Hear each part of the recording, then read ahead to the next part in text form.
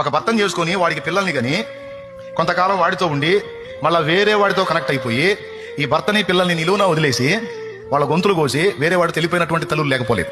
ఒకడు భార్యను చేసుకొని ఆ భార్యకి పిల్లల్ని కానీ ఆ భార్యని పిల్లల్ని ఇద్దరిని అన్యాయం చేసి ఇంకొక ఆమెను తీసుకొని వెళ్ళిపోయినోడు కూడా ఉంటాడు.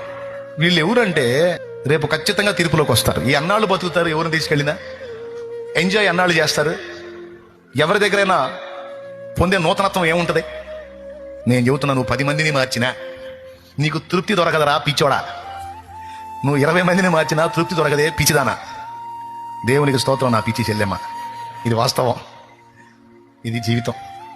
కానీ ఏం చేద్దాం?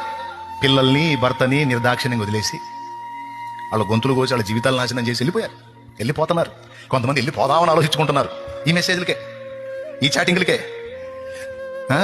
నిన్ను చూడక అసలు ఉండలేకపోతున్నామని నిన్ను చూడకుండా.